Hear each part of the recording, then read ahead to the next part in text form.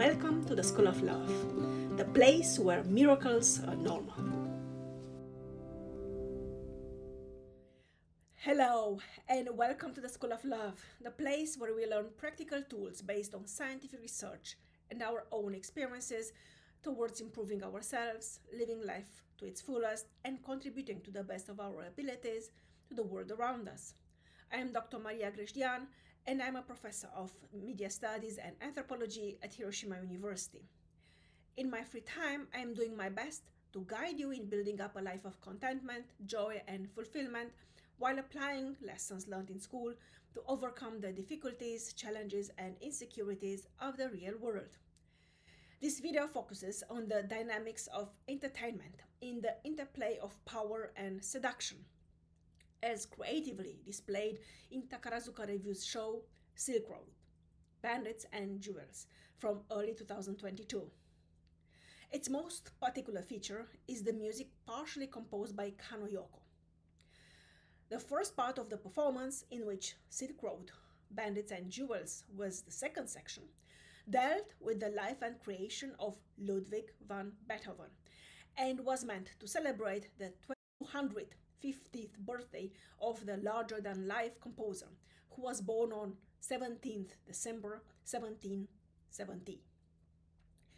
In the musical Sinfonia Fortississimo, the snow troops Nozomi Futo as Ludwig van Beethoven and Ma Ayakiho as a mysterious woman who both challenges and inspires the composer, delivers a visually and musically impressive reconstruction of the tumultuous era at the turn of the 18th to 19th centuries in Europe, backed by the approximately 75 members of the snow troupe. In a phenomenological approach to Takarazuka Revue's performance comprised of Fortississimo and Silk Road, Bandits and Jewels, this video proceeds in 3 steps. Firstly, the brief overview of Takarazuka Revue as a symbolical institution in culturally corporative Japan, followed secondly by the general presentation of Silk Road, Bandits and Jewels performative context, and rounded up thirdly by critical insights into its historical and systematic concatenations. Methodologically, I take into account the multiple layers of the Takarazuka Revue's administration and self-orchestration, such as performance politics, the economic supervision of brand-related consumption, the social culture management of actresses and fandom, comprising fans and fan communities, as well as the performances themselves and their meta-narrative relevance. The sources consist of extensive archive research of Japanese documents and interviews with Japanese producers and composers, as well as with Japanese and Western consumers. But now, first things first, that is to disclaimers, to very important disclaimers. The first disclaimer serves to strongly emphasize the fact that this YouTube channel, The School of Love, is not part of my educational and research activities at Hiroshima University. It is nonetheless part of my privilege, joy, and sense of duty to propagate and implement knowledge, information, as well as motivation and inspiration outside the limited framework of academic endeavor. Together, we can build up a better tomorrow for as many of us as possible. The second disclaimer relates to the fact that I am a trained musician and musicologist, not a psychologist, therapist, or counselor. The ideas I am sharing in my videos reflect my deep-going preoccupation with life, my own life and other people's lives, and express the results of my experiences, research, and, for better or for worse, my failures, and my recovery from those failures, recovery which is still ongoing. The ideas expressed in the videos on this channel named The School of Love cannot and may not and must not replace the consultation with specialists in whichever areas of your life you might have questions or you might struggle with. If you are new to the channel, at this moment I would like to ask you to please consider subscribing, sharing, liking, commenting. Thank you very, very much. This helps us not only with that mysterious algorithm which seems to dominate the YouTube galaxy, but also with contributing to the expansion of the community of humans doing their best to impact positively the world and those around them by discovering their authentic selves and living life wholeheartedly. Thanks again. And now back to today's topic, which is Takarazuka Revue's show Silk Road and Bandits and Jewels, as well as the first part dealing with Ludwig van Beethoven's life, Fortississimo. Since its inception in 1914, the extremely popular Takarazuka Revue, the Japanese all-female musical theater in Osaka's northwest, has proven throughout the decades both a faithful mirror of the Japanese society and a fine compass of its tendencies, subtly providing impulses for the future. This video focuses on the dynamics of entertainment in the interplay of power and seduction, as mentioned previously, and as creatively displayed in Takarazuka Revue's show Silk Road, Bandits and Jewels from early 2021. Its most particular feature is the music partially composed by Kanno Yôko, a Japanese female composer. Born in 1964, Kanno Yôko is a Japanese female composer, arranger, and musician, best known for her work on the soundtracks for numerous video games, animation movies and television series, live-action movies, and mass media advertisements. Both Kanno Yôko's compositional style and vision, and her close cooperation with the band The Seatbelts, actively contributed to the emergence of refreshing musical worlds within the framework of the Japanese visual industries, which led subsequently to the formation and development of a new identity structure based on cultural artifacts in late modernity, given the increasing popularity of Japanese everyday cultures worldwide. As already proven in the animation productions Magnet the Rose, so in Japanese Kanojo no Omoide, which translates literally her memories, which was an animation short movie directed by Otomo Katsuhiro from 1995, in Cowboy Bebop, which was a television animation series directed by Watanabe Shinichiro and released in 1998, or Wolf's Reign, which was a television animation series directed by Okamura Tensai and released in 2003, among many others, of which Cowboy Bebop is unanimously regarded both by fans and by experts as encompassing the best music soundtrack of all times. In Takarazuka Revue's Silk Road, Bandits and Jewels, Kanno Yôko gloriously employs a great variety of tunes and compositional techniques, as well as stylistic strategies to convey subtle interactions of longing and belonging, ecstasy and rage, love and betrayal, envy, indifference, and passion, while painstakingly building up irresistible tensions between these instances involved in the performative process: actresses, administrators, audiences. In line with Robert Greene's pragmatic elaborations in his seminal works on the interchangeability of subject and object within the balance of power and seduction, entertainment appears as an interactive game governed by the pursuit of joy in overcoming challenges and finding ingenious solutions, evading the apparently processual linearity between producers and consumers. The way Takarazuka Revue's ideologues integrate this strategic thinking in their public policy becomes ultimately the way they relate to audiences and educate them to come back eternally, faithfully, for more reinforcement of the same familiar existential models.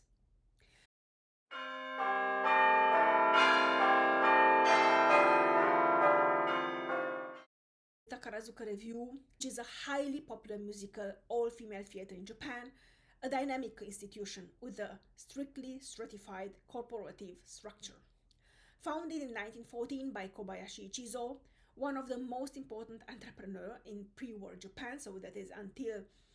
1945, including the wartime Japan, as part of an economic political project to develop the northwestern area of Osaka within the rapidly emerging industrialized society, Takarazuka Revue Company developed swiftly From the initial small organization of 16 teenage girls who had their first performance at the theater converted from an indoor swimming pool into a building attached to the main hot spring resort, into an increasingly successful enterprise, carrying various denominations throughout the decades until 1940, when it became Takarazuka Revue Company, or in Japanese, Takarazuka Kagekidan, the name, the denomination under which it is currently registered. Since 1919, the exclusive, very competitive 2 years Takarazuka Music School, or in Japanese, Takarazuka Ongaku Gakko, has delivered yearly 40 female graduates who have joined the team of approximately 350 actresses performing on Takarazuka Revue's stage.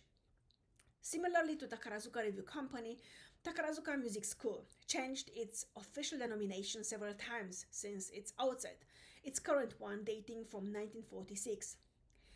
In tandem with otokoyakus, that is, female impersonators of male roles in Takarazuka Revue, so in tandem with the otokoyaku's representation of masculinity on Takarazuka Revue stage and public advertisement, musumeyaku, which translates literally as daughter role with the subliminal image of maiden, refers to female impersonators of female roles in Takarazuka Revue. Both otokoyaku and musumeyaku are subsumed to the category of actress, while their designation within the Takarazuka Revue Company and its related context is seito, which translates as pupil or Takarazian, or in Japanese, Takarajian, introduced by the director Shirai Tetsuzo, who compared the cute Takarazuka Revue actresses with the beautiful Parisienne at Moulin Rouge in Paris. Within the extremely strict hierarchy of Takarazuka Revue's educational and performance system, the concept golden combination refers to the otokoyaku musumeyaku pair, in Takarazuka Revue jargon top stars, at the top of each of the 5 actively performing ensembles. It is important to mention that while the acting staff is exclusively female, the administrative staff is to a great extent male and was exclusively male from Takarazuka Revue's inception until 1999. As to be shown later on, this clear-cut separation of functions has been playing a fundamental role in Takarazuka Revue's evolution and its preoccupation with orchestrating masculinity at the core of the Japanese social stratification in the mysterious, ambivalent athletic stature of the otokoyaku throughout its history.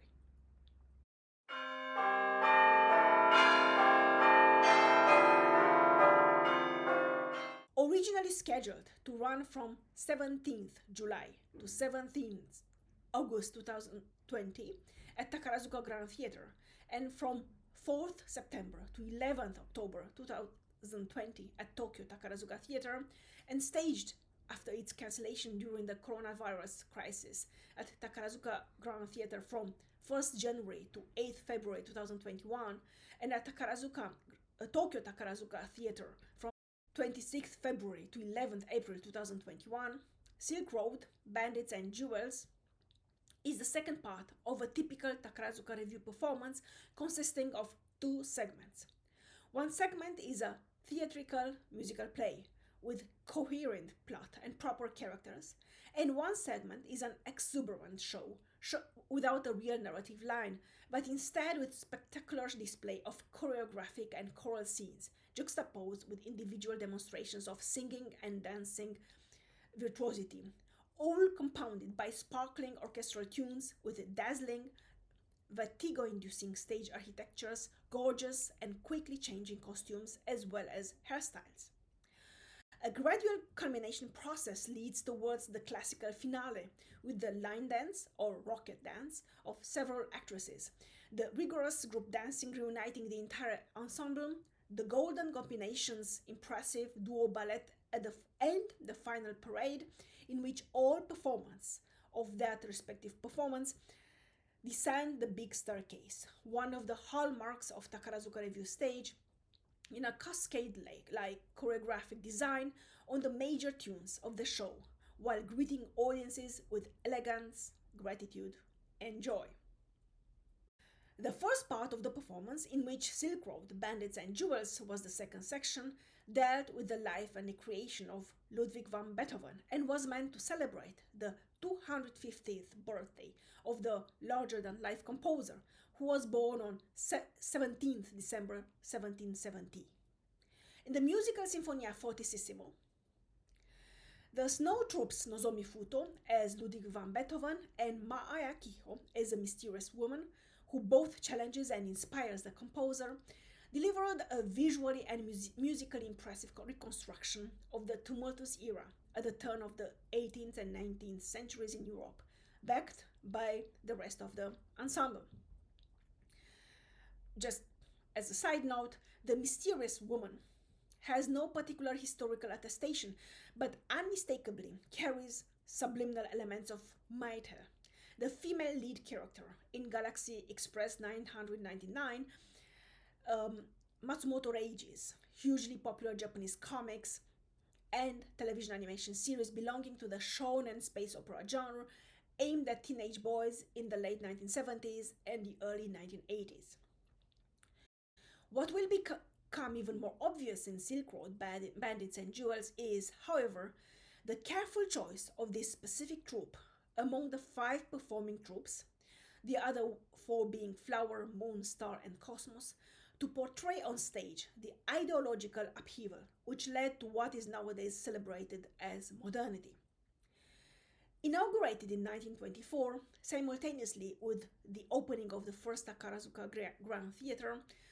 in the city of Takarazuka, the snow troupe, in Japanese Yokigumi, is considered the upholder of Japanese traditional dance and musical plays for the whole company, which rather tends towards Western material in more than 2/3 of its performances. Snow Troupe also has the reputation of being the vanguard of classical Japanese drama. On this backdrop, the fact that it premiered in Japan in 1996, Michael Kuntz's and Sylvester Livey's Vienna original musical from 1992, Elizabeth, the Rondo of Love and Death, or in Japanese, Elisabetto, Aitoshi no Rondo, has symbolical underpinnings, with cultural appropriation and Japanization being at the top of the main concepts. Coincidentally, 25 years after Elizabeth, the Rondo of Love and Death, sensational success with Takarazuka Revue, which resulted in numerous restagings throughout the years, both as cross-gender and as mixed-gender performances under Toho's patronage, Austria's capital turns once again into the center of quest for identity of a man who will metamorphose into a symbol of the genius artist, forsaken and ridiculed by contemporaries, but visionary in his exacerbated sensitivity, complex mental emotional formation, and crushing loneliness. In the explosive instability of Beethoven's appearance as embodied by top star Otokoyaku Nozomi Futo, Hippocrates, Ars Longa, Vita Brevis meets Mono no Aware, the Japanese existential paradigm commonly translated as the pathos of things, which intrinsically connects beauty with inexorable ephemerality.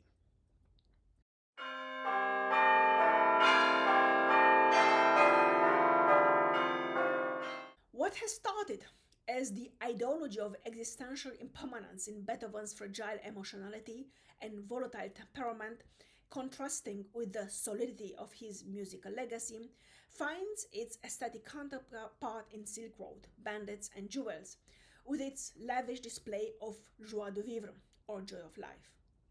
Kanno Yôko composes roughly 1/3 of the show, with the in-house composers Ota Takeshi and Takahashi Megumi delivering the remaining 2/3.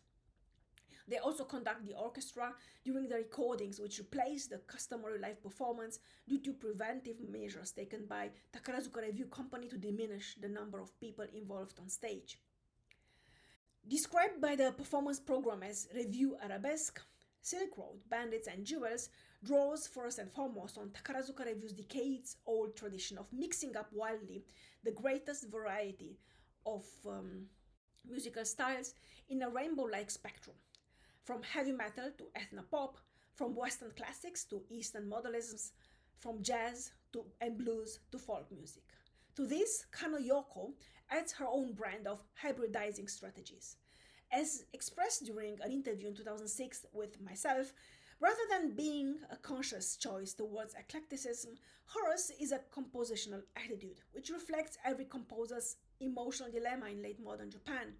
relying on the one hand on one's own cultural heritage and striving, on the other hand, for international recognition due to economic factors. Moreover, Kanno adopts a syncretic approach with emphasis on the alternation between the visual and the auditive levels, which gave her the edge in the Japanese animation and video games industry in the past. In the previously mentioned interview in 2006, Kanno Yôko repeatedly referred to the fact that she always does her best to adapt her compositional vision to the overall design of the leading director without ever losing sight of the function of music as a counterpart to images. Syncretism means in this case a generous communication between different expression levels within the artwork and less a conscious juxtaposition of representational techniques within the artistic discourse. It might not have been the Takarazuka Revue's administrator's intention that the performance encompassing Silk Road, Bandits and Jewels, and Fortississimo would become a turning point in the history of the company, and potentially in the history of Japan's mass media and entertainment industry. What appears as simply a typical Sayonara Koen or farewell performance for a popular golden combination of the conventionally conservative snow troupe metamorphosed into the spearhead of a fresh paradigm reflecting the new normal and the new era about to rise in and from the chaos of the coronavirus global crisis. The ambivalent instrumentalization of phenomena of popular culture with the purpose of reinvigorating the classical Japan reputation in times of the ubiquitous cool Japan symptomatics has famously, respectively infamously, and consistently brought to the forefront of the producers and consumers' perception the idea that Takarazuka Revue, like manga, animation, video games, as genres, as expression modes, as identification mechanisms, mediates, facilitates, propagates glimpses into Japan as the reputed monolith of modernity, thus revealing insights into tomorrow's world. In Silk Road, Bandits and Jewels, Kanno Yôko keeps an ironic approach towards cultural artifacts by disclosing in full honesty the ideological cliches and aesthetic stereotypes dominating the artistic discourses, while at the same time playfully tackling the problematics of self and other as mutual reflections, leading eventually to mutual transcendences within a pragmatic pursuit for authentic compositional development. This compositional endeavor includes, in addition, the creative repetition of musical structures under the sign of cultural differences. That is, the transformative quoting within the compositional process, in which irony is the foundation and sincerity is the superstructure, in a paraphrase of Marxist parlance, results ultimately in the economic success of cultural products, compounded by social impact and political relevance. The employment of ideological cliches and aesthetical stereotypes becomes a fundamental means within the marketing process, implying a creative game with familiar structures, with the simultaneous use of alienating patterns in unexpected contexts, as well as stylistic permutations and non-conformist combinations. At the ideological and aesthetic crossroads between Orientalism, eclecticism, and nostalgia, Kanno Yôko's so-called gendered sincerity, repeatedly highlighted both by fans and by experts of Japanese popular products, clashes once again against stylistic pragmatism, providing astonishing market-relevant insights. What Takarazuka Revue has done for decades, at least since the world premiere of its hugely acclaimed The Rose of Versailles, or in Japanese Berusai Nobara, from 1974, based on the equally immensely popular shoujo manga, these are comics for female teenagers in Japan, of the same title by Ikeda Ryoko, who was born in 1947, and published by Shueisha between 1972, 1973, and 2013 and 2018. Japan is starting to diligently probe into now. It no longer defends itself against the cliches and the contradictions imposed upon it by outer factors, but rather self-confidently absorbs these very cliches and contradictions and creates its own new identity according to late modern standards and ideals. This new identity paradigm combines neo-traditionalism and anti-Orientalism, as well as the infamous intellectualization of lifestyles and everyday cultures. It is both pointless and futile to try to resist the power of seduction, supplied by the endless repetition of familiar patterns, both visually and auditively, to imagine that they are evil or ugly. Within the mechanical system of the entertainment industry, the power relationships between producers and consumers, between performers and audiences yield, at a closer look, the practical tools in extrapolating theoretical concatenations to real-life actions with successful results. Like business management, the management of emotions pertains acumen into the seductive power of education and indoctrination, which bypasses the rational processes of distance and recalculation. In the extremely ruthless psychology of Japan's cultural consumption, only two elements could revitalize the post-war humiliation: the repeated acknowledgement of the failure of the American dream due to the loss of faith, and the intensive reiteration of family as core entity of the society within the framework of a seemingly progressive wrapping of national ideals. Takarazuka Revue's Otokoyaku has been proving a vital mechanism in this process of reformulating history and geography. Eventually, Silk Road, Bandits and Jewels reiterates pre-war Mon Paris imperialist ethos and its overtly paternalist message from 1927, embedded within a thick emotional fabric of Otokoyaku's cool reticence and Musumeyaku's cute submission, which transcend the cliché of the disempowered human being into a hero of longing and paradoxically belonging. In cognitive consonance with Fortississimo,